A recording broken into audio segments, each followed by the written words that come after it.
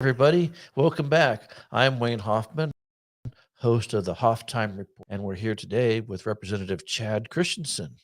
How you doing? Good, Wayne. How are you? Oh my, great! Oh my gosh, all the way from Eastern Idaho, even. Wow, All the way. that is very exciting. Although you were just downtown, so it's not like you traveled very far Right, to exactly. get here. What's going on at the Capitol these days? What's going on in the Capitol? I think it's a lot of the same old games that we're playing every year to get certain bills passed and the leadership blocking them. And obviously, they're blocking the grocery tax repeal and the gas tax relief. And, um, you know, not a whole lot other than that, I don't think. There's a lot of. I have to ask you, because you're fairly new. This is what your Second second term, term, right? and so your fourth legislative session. And what were your expectations when you first got there in that session, that very first session that you attended versus reality? I pretty much kind of pegged it, I think, pretty accurate when I first ran for office. I knew the games that were being played and the chairman blocking bills and I ran against Tom Lurcher on that very basis that he's blocking pro gun bills and so I kind of knew that was happening in the state capitol and so my first term I brought my school carry bill forward with Chairman Harris and it made the print hearing, passed the print hearing, and sure enough, the next he blocked the bill from the public hearing. So it was pretty much what I thought it was going to be like.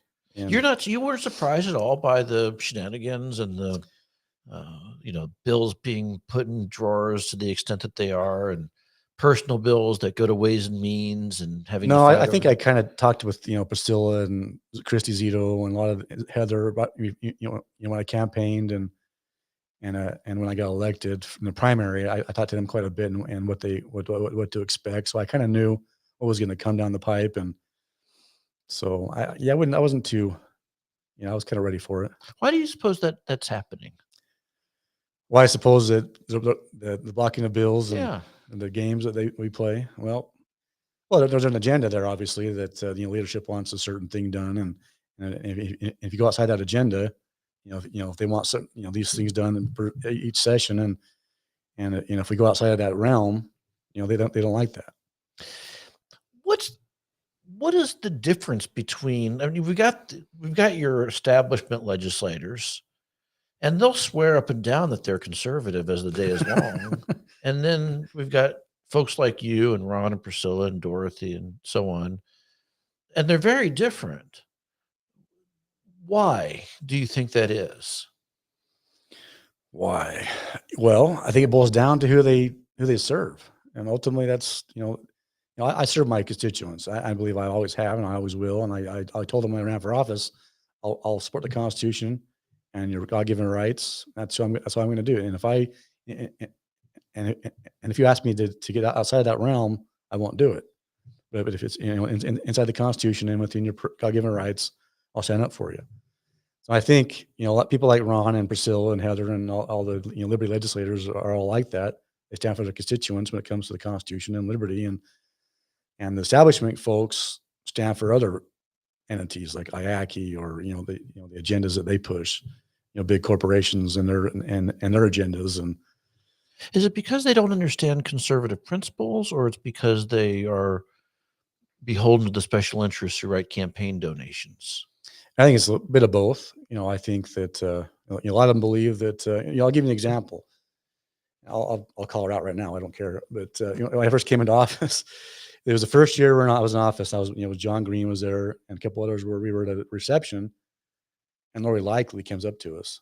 Lori Likely, a representative Right, from the Magic Valley area. right, Jerome, I think, and she was I'm just like you guys. I'm conservative. We're like, no, you're not. You don't vote like us. You don't, She kept saying to us, I'm just like you guys, and I think in her heart she believed that, but she doesn't vote that way. So I think there's a bit of both. They're beholden to these special interest groups, and they also believe that, since she's a rancher, maybe that's why she believes she's conservative, or she's growing up on a horse and being a cowgirl, or I don't know where it comes from, but I do believe that a lot of them think that way, and I think a lot of them come in the office with good intentions and they drift away.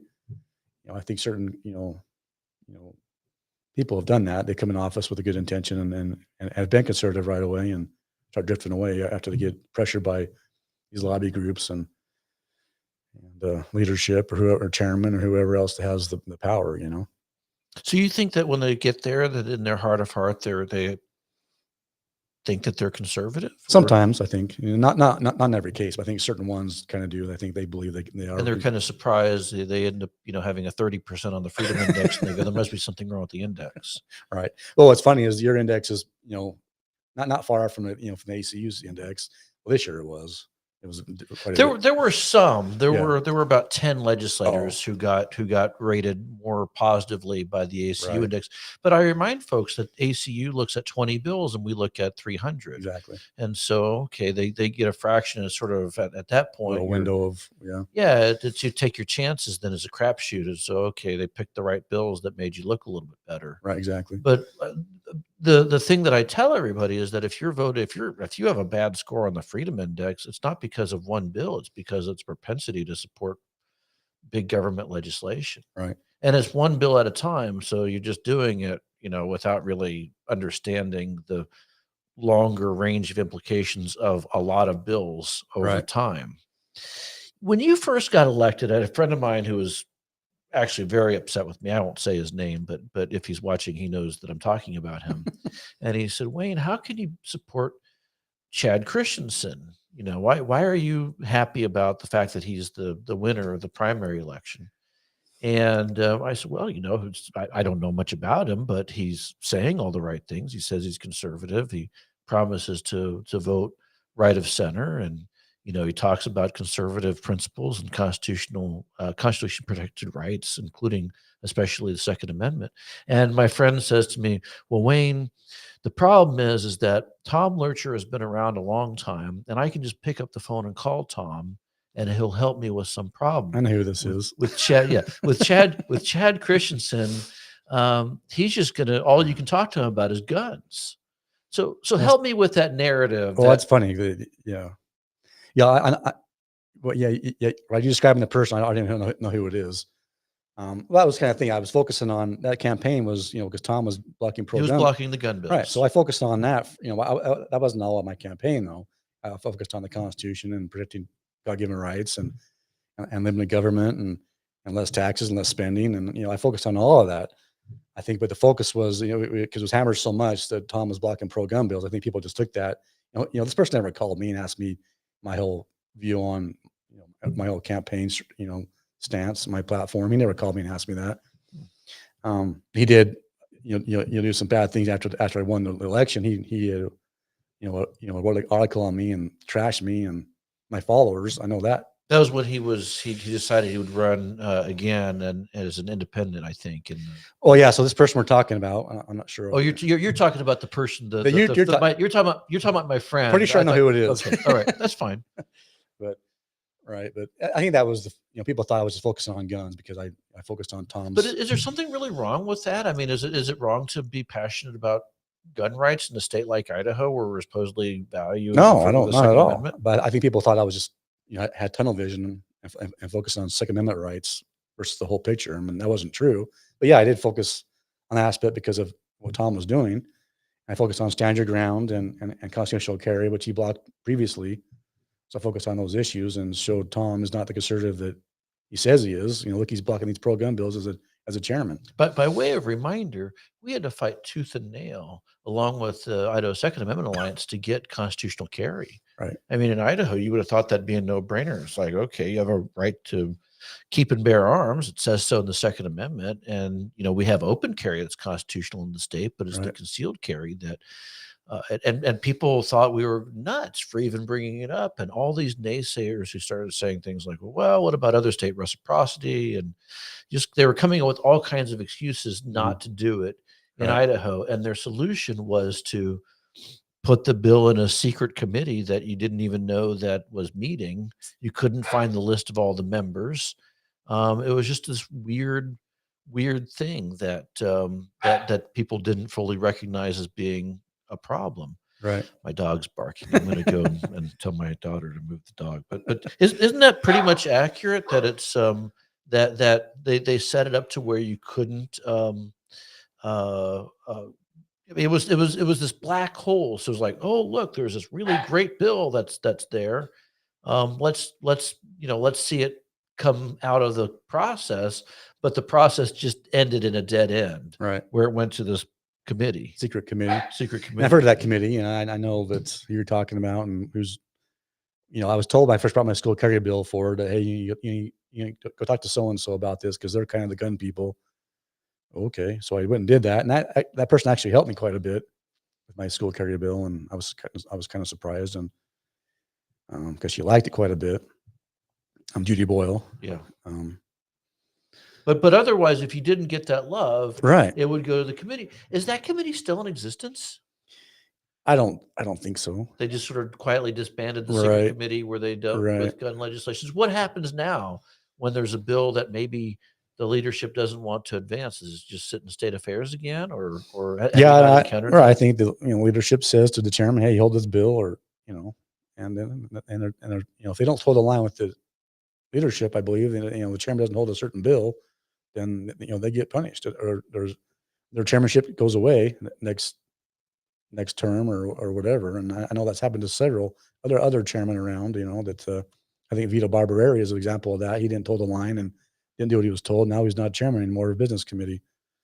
So I think you're told not to. You're told to hold certain bills, and if you don't do it, then you're dealt with.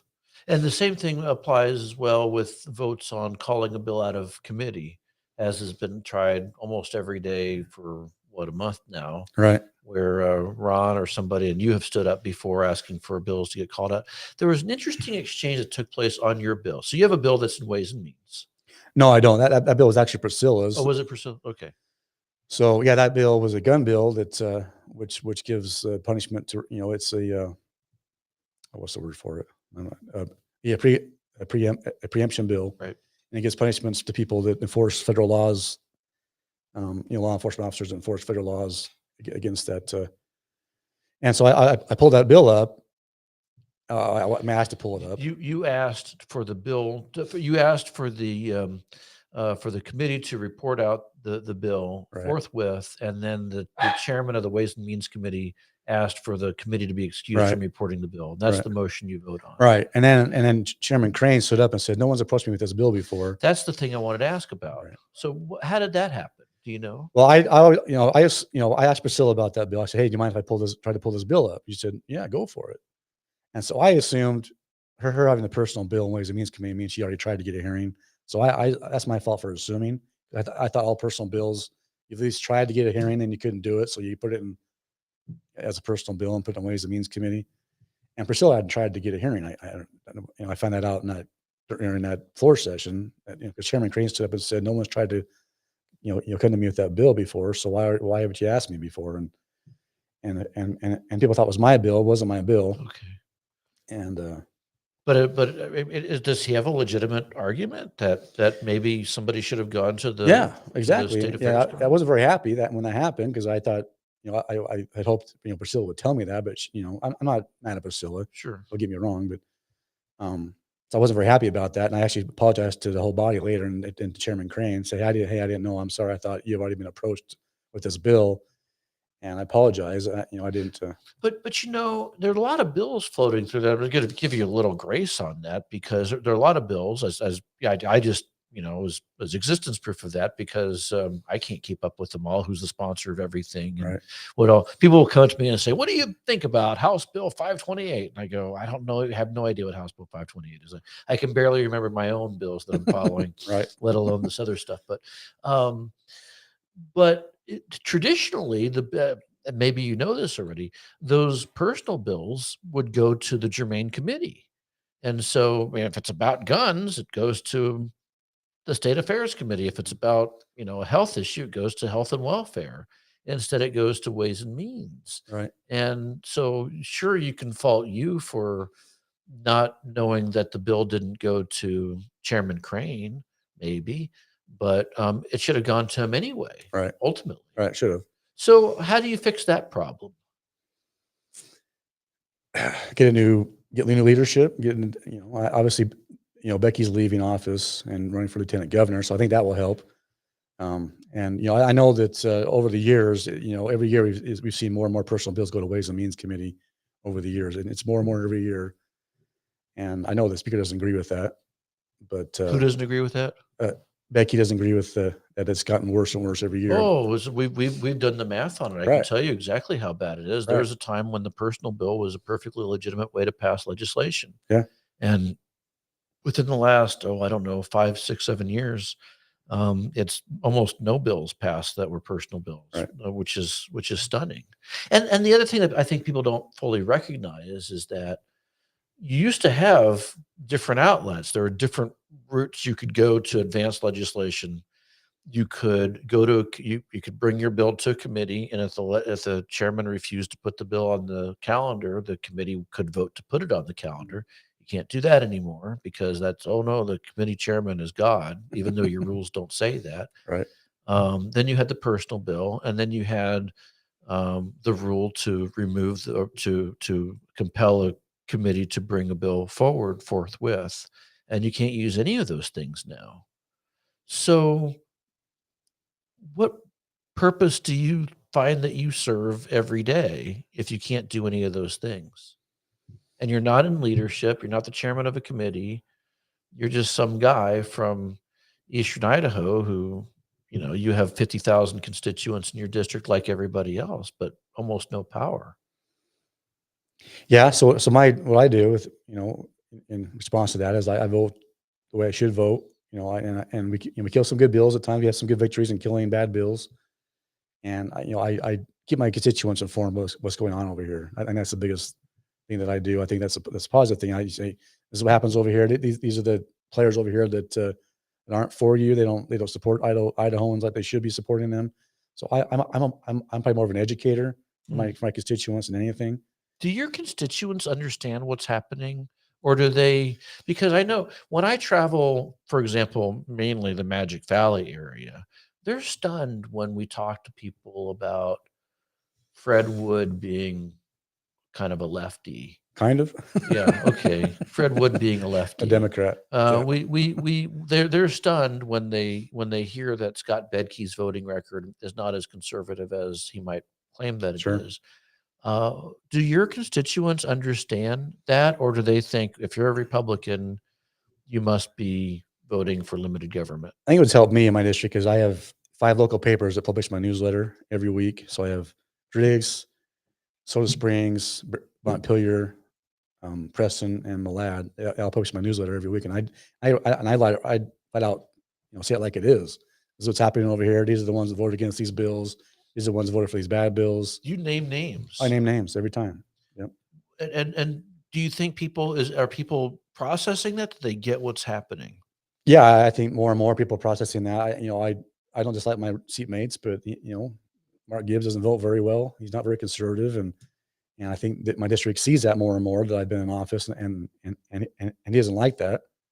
I said I'm not Mark's enemy, but I'll just say, I'll say that like it is. What happens over here, and I'm not going to hide from it, and you know, help him, put on blinders for people. And How is it that a district like yours can elect a conservative and two, will be generous and call them moderates? And that's Gibbs yeah, I mean, I would give Harris maybe a moderate label, but Gibbs is, I wouldn't give him that. yeah, you're okay. Well, fair enough. But how does that happen? I think both of them are appointed by Governor Otter, and I don't think Harris has never been challenged, as far as I know. I think Gibbs was challenged once in 12 years. So I think that's just the main issue. I think people get so intimidated by, I think Gibbs is over there is a pretty well-known person, a big farmer, a lot of money, and I think anybody who wants to run against him just gets maybe terrified, and I can't beat that guy. He's too powerful.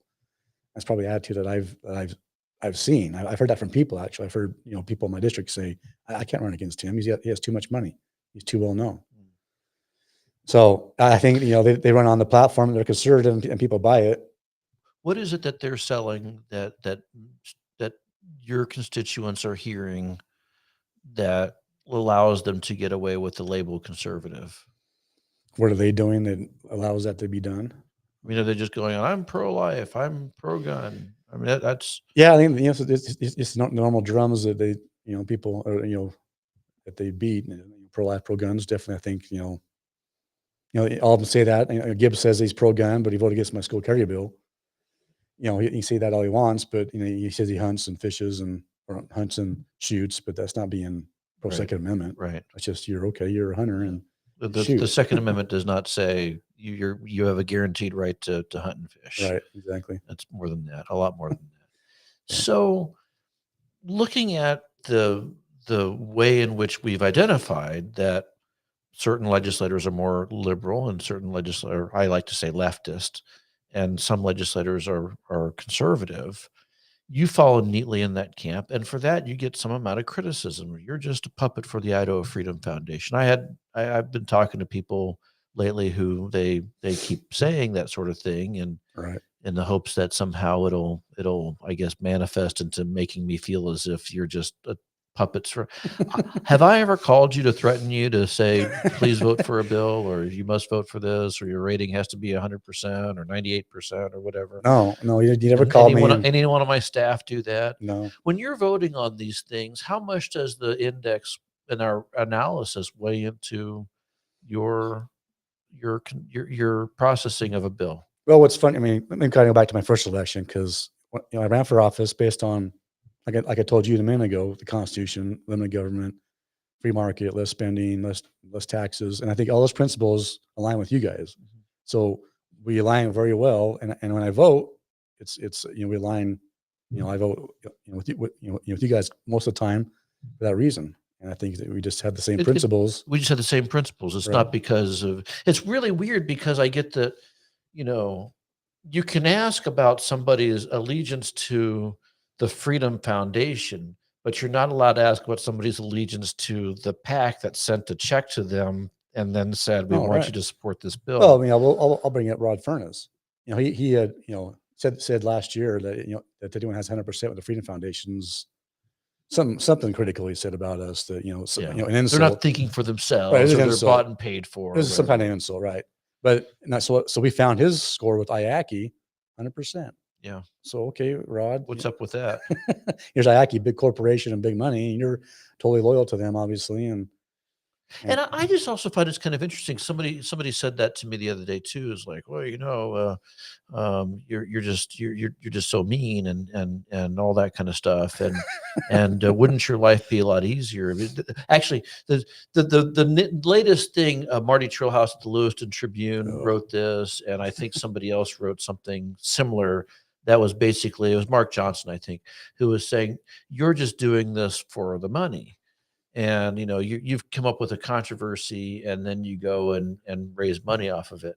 And I said, well, that's the dumbest thing I've ever heard, because if I really wanted to rake in the money, wouldn't I just team up with IACI and Blue Cross of Idaho and the Hospital Association, the Medical Association, all these special interest groups who could really, really, really use somebody who says this bill is conservative, and we'd be rolling in the dough. The stuff that we do, I mean, you're basically, aren't you just boxing yourself out from getting donations from special interest groups? oh, absolutely. I mean, I see other other legislators and candidates that are getting big money from Blue Cross or ACI members and yeah, absolutely. And ACI I actually spent like 40 grand on my last this last election for my opponent, and they spent a lot of money to beat me, and 40 grand or so, and that's crazy. And so yeah, I mean, I would have all kinds of money if And, I told the line and did what they right, want me to do. and you're so you choose the tougher path, and people don't fully appreciate Yeah, what a difficulty that is, because, like I right, said, I mean, if we had no values whatsoever, it would be very easy to say, okay, hospital association, you want to get more reimbursements from the state for your medical services. I guess we'll just go be silent on some bill, and write me a check for $10,000 later, right, and that just doesn't happen. right.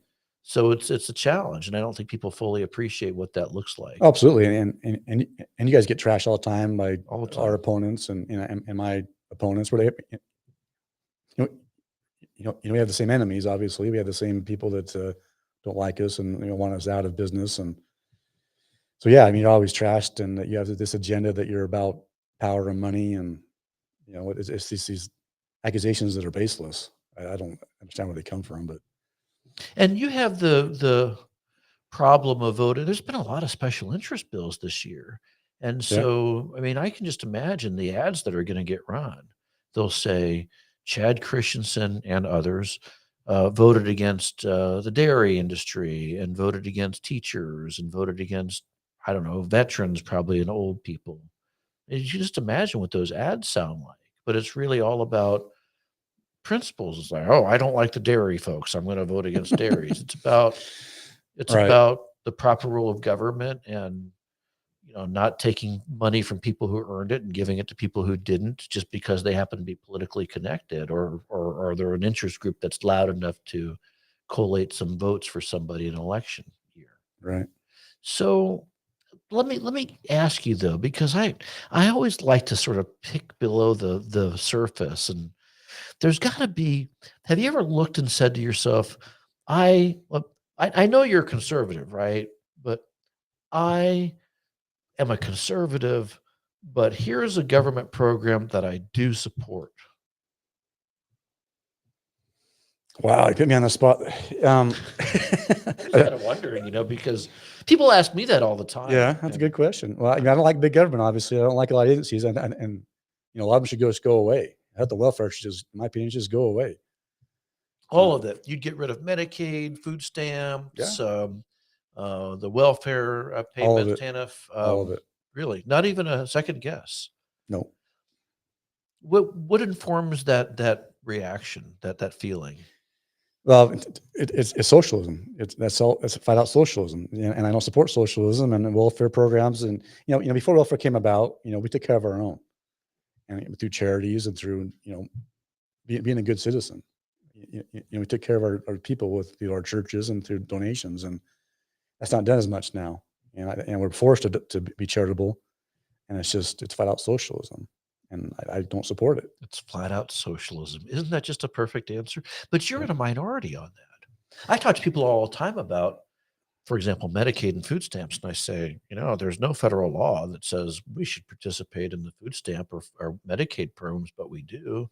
Couldn't you theoretically have a vote on getting the state out of Medicaid or food stamps? Sure, absolutely. What do you think would happen if you did that?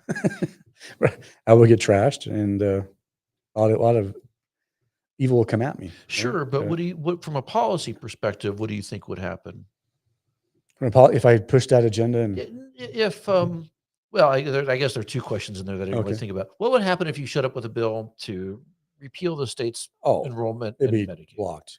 You couldn't even get the Republican legislature to hold a hearing on why maybe that would be a good thing. No way. Yeah. What if you did get something like that passed? What would happen? The Senate would stop it.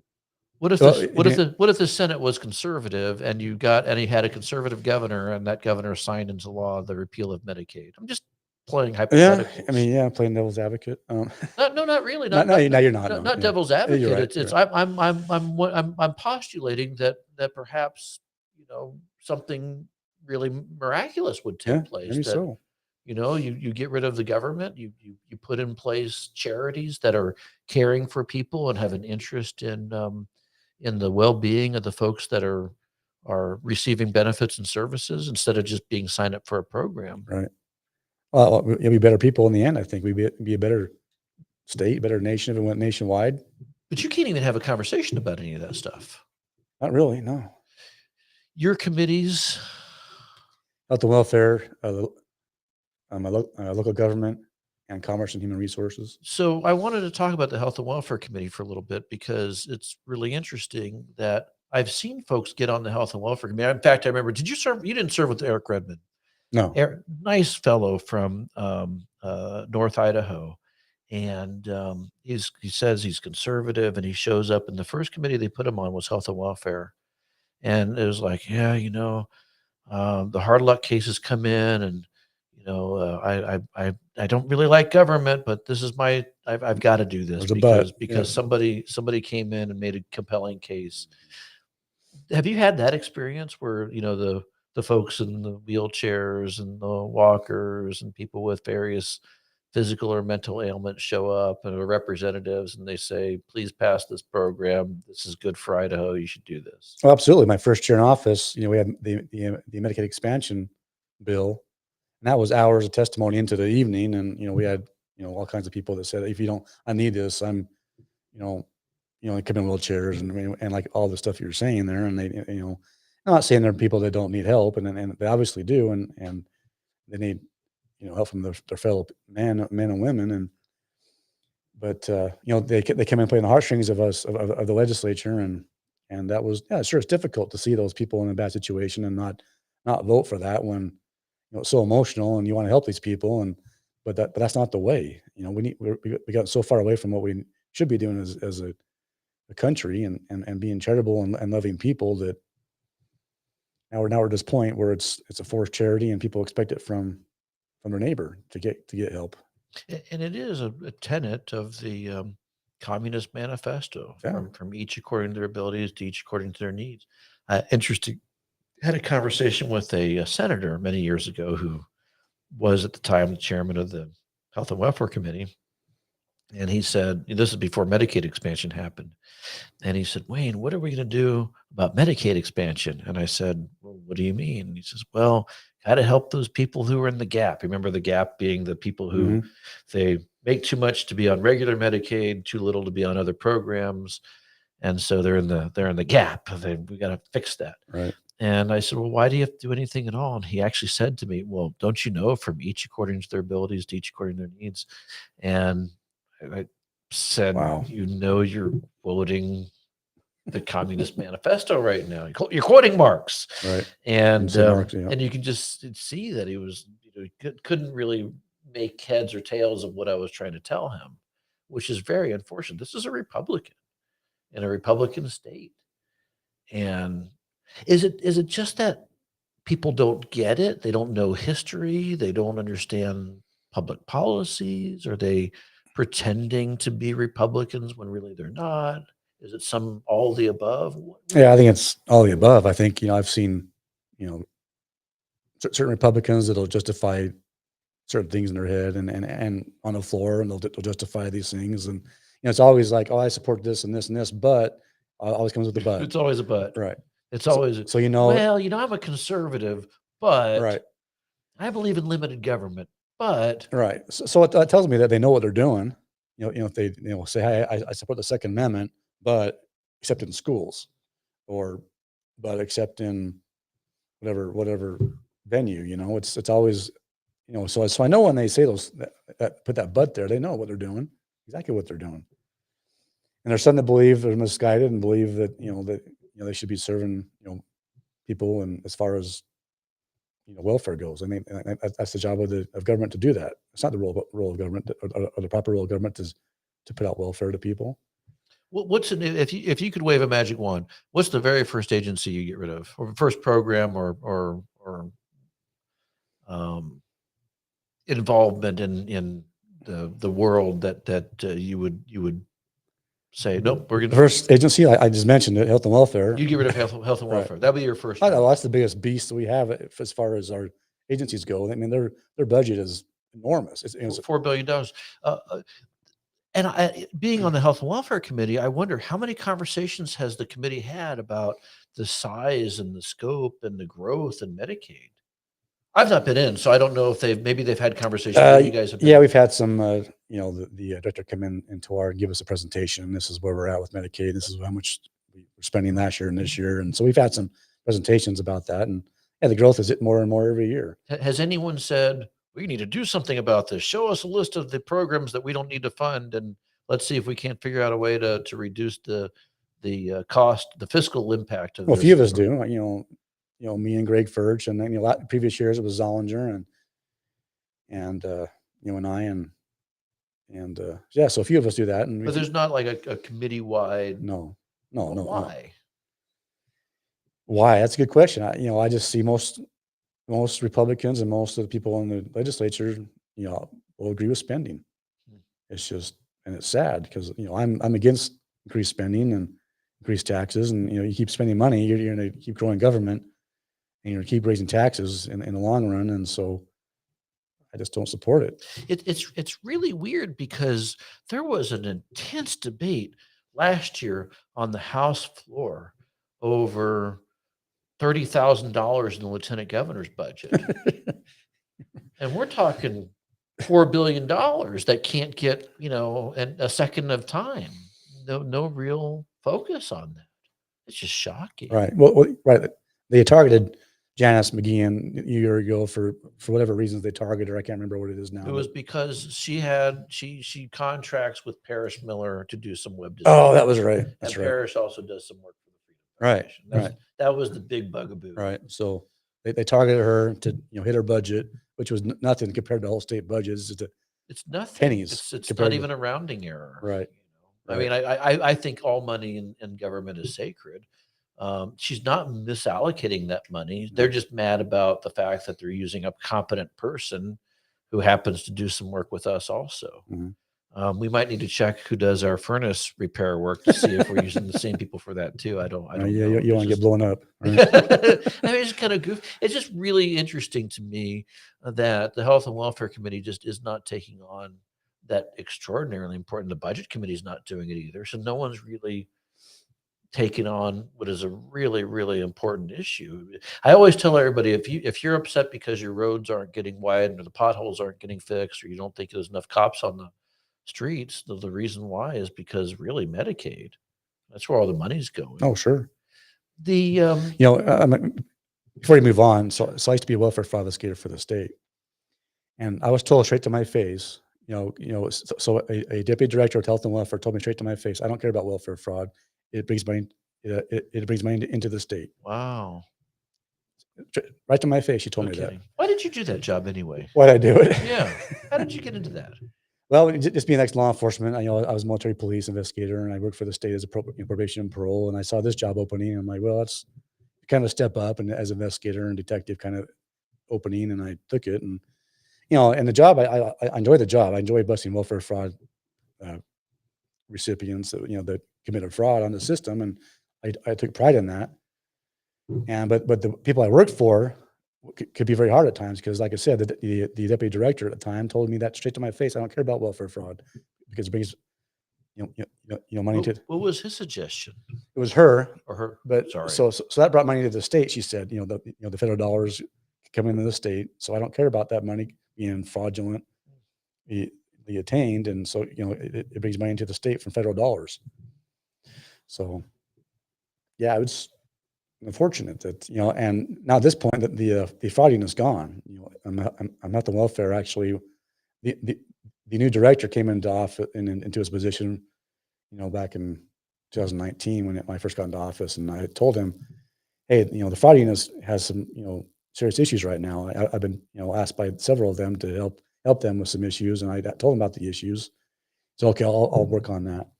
Next year, it gets worse for them. All these issues that they're tying their hands from doing their jobs. Following year, all of them get fired. And no more fraud unit for welfare fraud, and they said that they can find that fraud in different divisions of the department, that they could do work on that fraud with other audit divisions or whatever else, which I don't believe that. But, yeah. Well, and every time you even ask them about fraud or misallocated funds or people receiving benefits they shouldn't, they always claim that, oh, we know about that and we've dealt with it and it's all gone. No, we haven't I dealt think with it. the Foundation for Government Accountability found that there were 39% of I don't remember whether it's Medicaid or some other program were misallocated. 30, Sure. 39, that's a lot.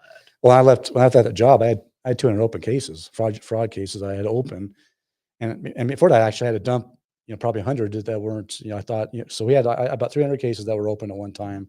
I was told to dump the ones I thought weren't going to be very a big deal, so I dumped 100 of those cases, and then when I quit, I had 200 open cases. And I guarantee if we had so we had 9 investigators throughout the state, or 8, all around the state, and if we had triple that, we would have stayed busy, easily stayed busy. With 24 investigators, we would have stayed busy. Is it because there's not enough people investigating, or because the system is set up to cheat it? To cheat it. Both. Yeah, both. Yeah. Huh. Yeah, I mean, the culture in the health and welfare system when I was there is the managers for each division, food stamps, Medicaid, they're kind of pushed to not give us these, caseworkers would find certain cases that were like questionable. They would tell us, someone would tell us, the ones that were decent workers that would had a conscience, And they would tell us, "Hey, Chad, this case is suspicious. They told me this and this and this, and I don't, and it's really seeming really suspicious." A lot of these managers would tell their workers, "Don't talk to the fraud unit. Just Hmm. prove the cases, Wow. stamp them." That is a culture in the health and welfare system. Do you think that's changed at all? No, it's gotten worse. I have no doubt. Hmm. Yeah. So you said you did parole. Right. Interesting thing came up that has come up a few times during this legislative session, which has been to put more people on the rule of 80 for law. So basically, to the uninitiated, your number of years of service plus your age, and when that equals 80, you get to retire. And for some people, that's around 50 years old. I'm 50. I'm not retiring anytime soon. I can't. But let's see. We did that for the House passed a bill for emergency communications dispatchers. I think Right. they had a bill also for juvenile Probation officers probation and officers adult and misdemeanor adult and misdemeanor. juvenile detention, I think. Yeah. Is that the right policy? I voted no against it because I used to be a juvenile probation officer and also juvenile detention facility, and it's a stressful job, of course, but I think that Rule of 80 was designed for firemen and policemen that couldn't had to be physically active and to do their You jobs. have to carry a big tank on your back Right. when Or you're you a have to firefighter chase to a chase bad the guy bad down. guy with you. Right. So you get to a certain age, you can't perform anymore. So that's why it was designed Right. as a Rule of 80. It wasn't designed because you have stress. Now you're mentally compromised because you Right. don't know if the little kid was rescued from the well. And Right. it's a fascinating discussion. And did we get to the real root of what the policy should be with any of that, or is everyone just going to be on Rule of 80? Yeah, I think it's going that direction. I think what's next? What's going to be on the Rule of 80 next? Because Social workers, right, teachers, right. um, Because stress. There's too stress in there. college professors, I guess. Right. We should really talk about colleges, actually. I don't want to get away from this conversation without discussing that. Okay. What should happen with that? I know you're not on the education committee or on JFAC, but certainly last year, you remember the legislature cutting $2.5 million from the social justice spending at the three major schools, at least Mhm. U of I, Boise State, and ISU.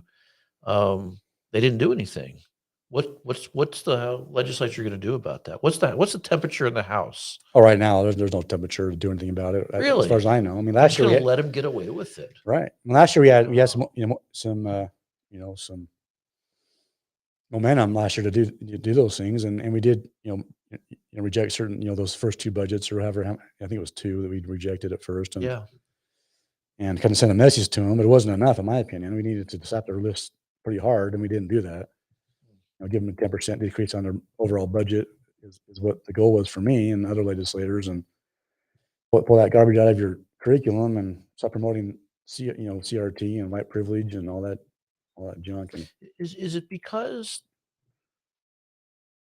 narrative Marlene Trump and Scott Green that the stuff isn't happening? Is that are people buying what they're selling, or are they just out of energy?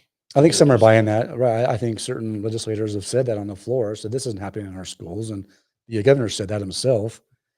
I think certain legislators like Gary Marshall has said that. I don't see CRT in our schools, and so yeah, a lot of them believe that. But here we are showing proof. Last session we showed proof. Priscilla Giddings had a lot of proof, um, and passed it around. I think finally a lot of them saw the light. Okay, this is really happening in our Idaho colleges, and something should be done about it. So they voted those two appropriation bills down, and but what do we? They came back with just a little bit less in their budget, and so we didn't skip much off the top, off the overall budgets, and didn't really do much damage to them. And of course, a lot of hate comes at you because you're defunding colleges, and so a lot of Idahoans think, oh, these are our kids. You shouldn't be doing that to our college kids and their futures. And I don't know that you're defunding them though. You're just getting them back on the right right, saying, hey, track. don't teach this garbage, and Right. we'll fund you fully again. I mean, Right. is there really anything fundamentally wrong about saying, "Hey, I see that you have diversity, equity, inclusion officer at your school that makes $120,000 a year, you should really stop that. I don't No. even understand why, here in Idaho, and I always ask people, how much money do you give to National Public Radio? And they'll say, "Oh, I never support National Public Radio. It's evil. It's leftist. I don't even listen to it." Mhm. And then I said, "Well, your general fund dollars go to support Boise State Public Radio and Idaho Mhm. State Public Radio, Right. whether you want to or not. So you are funding it." And public television. And public television. Boy, that was another really weird vote, wasn't it? Right.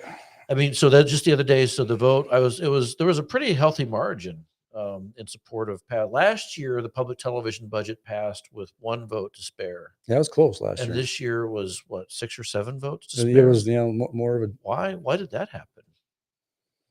good question. I think more, they've last year, I think it was pretty compelling that, the public television was quite leftist and pushing things that we don't, even CRT and, those the race issues that we don't agree with. And that was, put out there last year. I think it was more out in the open that and this year there wasn't much argument with that. And I think maybe could be the reason that we didn't argue much about it this year. And we weren't, but I don't know. I mean, maybe, It's like the fire has just gone out from many right. of the members Sure. there. Maybe it's just because it's an election year and everybody just wants to get home and campaign. Could be that too. Yeah. But they still have these very important things to go deal with. And yet, I mean, I just can't even it's really just shocking to me that the universities can just say, "Yeah, not going to do that." And the legislature is going to be like, "Okay, well, what's the next topic of discussion? We'll Right. move on. We're not gonna do anything We had no backbone about to this." stand up to you. It's just Right. stunning. What do you Right. do in that? So I've never seen anything quite like it in my life. Yeah. I mean, just got to keep fighting and educating the public. And that's all I can do. And keep doing that, and Is there anything that you regret in terms of this battle? I mean, there are things where you're gonna sit there and look at, man, I sure wish I'd gotten off on a different foot with some of these moderates. Maybe we'd all be friends and they'd kind of see things my way. Or maybe if we weren't maybe if we didn't do the motions to pull bills out of committees, we'd move more people over. As I hear some of that too, is like, oh, Chad Christensen and Priscilla Giddings and Ron Nate and Dorothy Moon and all those people, they're just terrible people. They don't get along with anybody. yeah. I mean, that's kind of funny because I get along with most people in the house, not all of them, but I don't play those games very well. I don't play that. Try to be friends. Try to compromise with my principles with other legislators. I am who I am. That's how I'm always going to be. And if you don't like me, then I'm okay with that. Some people think that you should be more willing to trade a little bit more. Maybe give up some of the opposition to I don't know, a bill that might grow government or expand government in order for you to perhaps get your gun bill passed, for Right. example. Maybe get along with Rod Furness on his Department of Insurance regulatory bills that he brings every year that always fail. So you bring Rod over a little bit, and maybe you can get your gun bill. Maybe he becomes an advocate for your gun bill. Yeah. I mean, I understand that argument, and I can't. My my principles are my principles, and if I waver on that principle on a certain principle, and I'm not who say I am, or not who I believe in my heart, I just there's certain things I'll compromise with, like my gun bill. I've changed a little bit to help get passed. Obviously, I've changed some things in that bill, but as far as getting other bills passed that are socialist bills or they're no, never all. You don't feel the value in saying, well, I'm just gonna get along with you guys, and maybe it'll I'll just hold my nose. I'll vote for it. And maybe you'll come back around. Why is that bad public policy? Oh, well, you give an inch and they take a mile. That's usually how I look at it. And I think if you compromise and you'll keep going down that road of compromising more and more of your principles, and I think a lot of them came into office that way. As decent conservative, and all of a sudden they're compromising their principles more and more every day, and now they're down here voting 50% on IFF score. That's a dangerous road. And I think if I went down that road, that's probably where I'd end up. That's okay. I can deal with that. Just this once. Just once, and It's just it's like a hit of some kind of narcotic. right. Oh my gosh, there's just so much stuff. I don't even know where to go next. There's how are you feeling about the direction of the people who are moving here and whether they are more conservative, less conservative, or maybe just completely, as we say in the vernacular, batshit crazy lefties.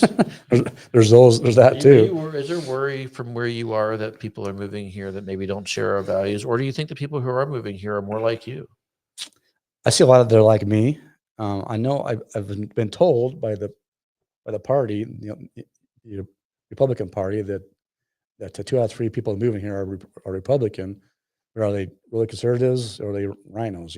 So I do see quite a bit of people moving here that are Nevada, California. They're just like me, have the same values, stand for the Constitution, stand for God given rights, stand for less government. So I've seen a lot of that, and quite a few supporters that support me. That I know are from those states. I would hope to think most of them are like that. I don't know for sure, but there's quite a few that are. So that's encouraging. So, do you think maybe directionally the state gets to a place where it elects the people who actually say, you know what, this program is socialism. We're not going to do that. If we get to a point that we can do that. We're going to get rid of any number of these different things where it takes money from people who didn't earn it, gives to Right. people who takes money from people who did earn it, and gives money to people who didn't. Right. Displaces charity, displaces churches, Hmm. makes bureaucracies and politicians in charge of people's livelihoods. Do you see that in the future, or is this just in your mind? You're just doing your best to bail water out of the boat. Maybe we'll have a little bit longer before we sink. What is your feel on No, that? I have hope for that we can change things, and I'll always have hope, or I wouldn't be doing what I'm doing. And I think we have that chance to turn things around. And I think the establishment's getting scared that they're pushing back at us. Take Idaho Back Pat campaign has come out and tried to say, hey, all these right wing extremists are taking over Idaho. We got to stop it. So I think we have momentum, and they're getting scared. Do you buy that line that you're an extremist?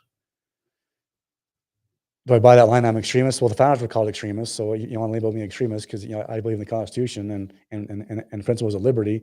Fine, If that's extreme, then right. guilty as charged. Jefferson, Washington were considered extremists. Ben Franklin, Madison, all of the founders were considered extremists. So you want to put me in that same boat for believing the very same principles, and so be it. But what's funny is is someone will call me that you're an alt right or you're extreme right or you're an extremist, and I'll say, why am I an extremist? Can you explain that to me? And they, What do they normally they say? never can. They don't even have an Well, example. you support these right wing militias and you support violence. I'm like, can you show me where I've supported this violence? And I said, I support the Constitution 100%, and and and God given rights. So what's so what why is that extreme to you? Hmm. And they just get they can't answer the question. It's interesting. So who's responsible for that narrative of, well, you must be this violent, crazy person who's the voice behind that narrative? Oh, 97%. That group, I think, is a big part of it. Take Back Idaho, They probably. back Idaho. A lot of those, I carry a gun around, so I think Chad carries a gun. He's part of these patriot groups, so he's a horrible extremist, and he wants to commit violence. And I'm actually a pretty easygoing guy, if I, but that narrative's out there. It's funny that prove it. Where I've been violent, I haven't, or supportive violence. I said during last year with the January 6th incident, whatever happened there, I said if I said if they committed violence, then they should be punished. If they didn't, no. I mean, I believe a lot of it's garbage. A Obviously, lot of it is garbage. There are some right. people who behaved Sure, not great, but right, from what I could tell, it was mainly news ginned up by the media to make Donald Trump look bad. absolutely. I mean, even if you watch his speech before the people went to the Capitol, he said, "Let's go to the Capitol peacefully." Right. And there's something weird too about how the government bans people from actually going into their seat of power, and then they're surprised when people are angry that they can't go to their seat of power for one of the most consequential decisions in the history of the country, which is the counting of the electoral votes. Right. That's terrible. Yep. Do you think there's going to come a day when our capital is going to be like that, when it's going to be metal detectors and unable to get in, and some kind of real looming security apparatus that prevents folks from being able to carry guns in the And I Capitol? sure hope not. I mean, I'll fight against that while I'm in office. As long as I'm in office, I'll stand against that. But I hope not. I mean, this is Idaho. And I think that we can handle our own, and we're overall peaceful people. So I hope that it doesn't come to that. I wanted to ask you about one other thing before we check out of here. But there's some talk now at the Capitol about raising the sales tax and getting rid of some property taxes, and as a result of that. What are your initial thoughts on that? I know you haven't seen the bill necessarily yet because it's still brand new, but I'm sure you've seen some of the details. And I guess there was some sessions today on. Right. There was a Whiteboard session. explanation about it today, and I didn't attend that 'cause I was busy doing something else. But initially I kind of liked the idea because direct taxes are unconstitutional. Property tax and income tax, I believe, are unconstitutional. So sales tax is indirect tax, and I have no problem with that if it's not being abused. So the idea was okay with me. But I know that Ron Nate went to that session today and found out that it was actually a tax increase overall. So if that's the case, and I'll look at it more, then no, I don't support it because overall it's a tax increase. And I think part of that too, that I probably won't support it because it's unfair to other people that don't have homes. I think people that rent houses or rent apartments will get the shaft pretty. I think that's not fair to them too. But they're raising the grocery tax credit. Oh, $20. Well, that was the one that. Oh, $70 or whatever it is. Yeah. The $20 one was just I don't even. That's really a weird place to be in, where you're stuck with a bill. And I don't remember how you voted. I think you voted in favor of Right. Well, yeah, I always said to my constituents, I always vote for tax relief. Right. And then it was still a tax relief bill, but it was But it's terrible. garbage. It was terrible. Right. So I still relief. I voted for it, but I said after I voted for it, I didn't want to vote for it because it's a sham, and it was a facade put on to pacify people that they got more out of the tax credit versus the grocery appeal. So it was a sham, and I didn't like voting for it, but I had to because I always said I would vote for tax relief. But it's a sham that you have to vote for because you're left with no other options. Right. I mean, you can't even send the bill to be amended to put the grocery. That was attempted. Oh, yeah, we tried that. Ron Nate tried that to amend the bill, and he thought it was a hostile amendment. And no, this isn't hostile. We're just trying to add this and get it You done. can't even have a conversation. And the other side has such wonderful talking points against getting rid of the grocery tax, but they won't let you have a hearing on those talking points. Yeah. They won't put your talking points against their talking Let's discuss points. this. What are you so afraid of? Yeah, so your points are brilliant. Let's talk about whose brilliant points are better. Right.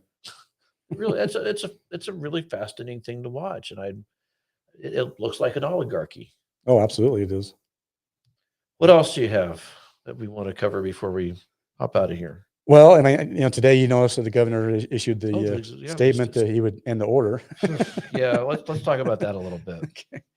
I thought it was pretty comical that it was very comical. I read the press release, and if I understood his version of events, he never shut down any businesses. He never ordered anyone to stay home. Right. He didn't, enforce masks on anybody. You buying what he's selling? Well, obviously yesterday, me and Heather Scott had a bill to end the order, and Heather and I had that bill, 8 CR 40, House Concurrent Resolution 40, to end the emergency order or declaration. Passed the House. Passed the House easy. And, Heather got on the floor and did a great job, and I got up after her and spoke. I said, this should happen right away because, under the law that he cannot violate Idaho citizens' rights.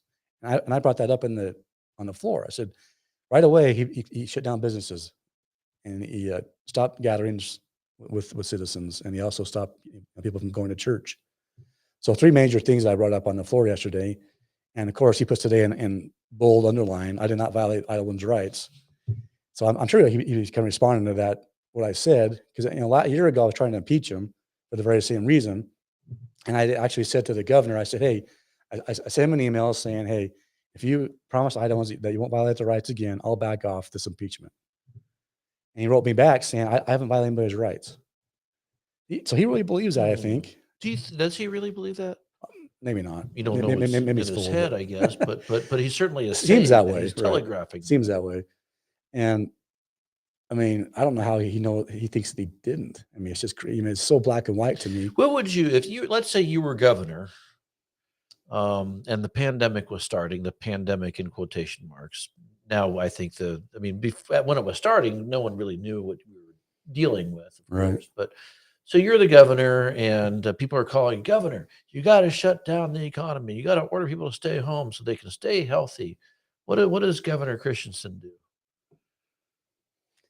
What I would do is I would lead and recommend to people certain precautions in their businesses, and hey, please, per science, not made up science, take these precautions in your businesses and your homes, and take you know vitamins and vitamin D and zinc, and do what you can to prevent this from spreading rapidly. And shutting down businesses, no, of course I wouldn't do that, or any mandates to shut down churches or gatherings with people. And that's because why? Because constitutional rights, or because you don't think you have the authority, or because you believe in self-determination? Constitutional protection is number one for sure, and people's liberty and God-given rights should be protected first and foremost, not not not so-called emergencies, or don't come first, in my opinion. And, personal liberty comes first. Why is that so controversial in a body that's 85% ish Republican, House and Senate, and all Republican executive officials? Why is that? I think politics attracts more moderate and liberal people for some reason. Oh, That's my philosophy. It attracts that kind of personality, and the real conservatives don't want to run for office.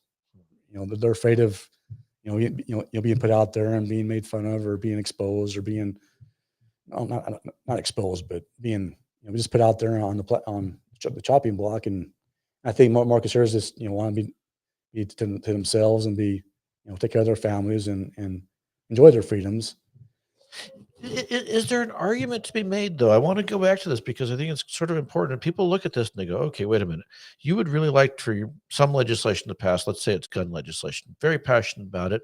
Don't you diminish your chance of passing your legislation when you're talking about how the governor is A, violating the constitutionally protected rights, B, is moderate at best, maybe a liberal at worst, C, you really were working on an effort to impeach him? I mean, is there an argument to be made that you're not helping your ability to get stuff done if that's how you're approaching it? So for me, overall, I'd rather stop bad things from happening to Idahoans than push these other things. I think that's more important, to stop these constitutional violations, or freedom violations. That's more important to me, to stop those things, than pushing my gun bills or pushing these other bills. So overall, that's why my first calling is just that, is to stop these bad things from happening to Idahoans. You wouldn't look the other way because I've got this bill that I really need to Nope. pass. Okay. Oh, and actually, I'll see that this year. If the governor wants to veto one of my bills, I'll see if he holds a grudge. So we'll find out. Well, I mean, it was interesting how quickly he jumped on that Oh, the next day, boom. emergency order. I mean, it's funny because I was wondering, were you expecting the Senate was going to take that up? With Patty and Lodge picking that up, I don't, probably not. I think he was protecting the Senate too, I think. So the So, Senate didn't have to deal right. with it. So now they can go home and say, "Oh, well, the Well, governor took care of it. It's not a big deal. We don't have to be exactly. on record Exactly. as a." That's a really weird thing too. Is just sort of this. Well, wouldn't want to be on record. Do you think the dynamics would be different if, say, Paulette Jordan were governor? Paulette, who, for those of you who don't remember, ran as a Democrat, is a Democrat, and she ran in the general against Brad Little, and Brad won handily. But I wonder if the dynamic, if people would have come to different reaction if, say, Democrat Governor Paulette Jordan shut down the state's economy, told businesses that they couldn't open, be fine Oh, that they did. yeah, that's a good point. I mean, sure, I would. Would there be hesitancy in the Senate to take up your HCR 40 to go and reverse 2 years of emergency orders? Yeah, I don't think it'd be as much hesitancy. Yeah, you're right. Yeah, that's a Interesting. great point. I think he's a so-called Republican, and these senators protect him, and not just senators, legislators in general protect the governor from a lot of things. I think that's a very good point. I think if it was a Democrat governor, You might have a different outcome. right, Interesting. for sure. Okay, what else did we not cover that you want to get off your chest? I'm not sure, Wayne, but Well, appreciate the hard work you're doing. It's a lot. You take a lot of arrows in the back being on this side of the fence. yeah, we do. You do too. We both do, and I appreciate what you guys It's do for the right reasons, though. right. Exactly. Well, I appreciate you being on the program. Appreciate you coming out tonight. Appreciate all the hard work that you're doing. And let's see, today is Tuesday, and I think we're doing a program on Thursday. Let me just look at my phone here, and it'll tell me who our next guest is going to be. Or Allie can just yell at me, and she'll say, "Wayne, it's this person who I forgot." Oh, Judy Boyle is going to be here All right. on Thursday. That'll be fun. Good. So looking forward to that. Thanks again for watching. And if you have any suggestions for questions or comments, just email me, Wayne at idofreedom.org, and we will talk to you again next time.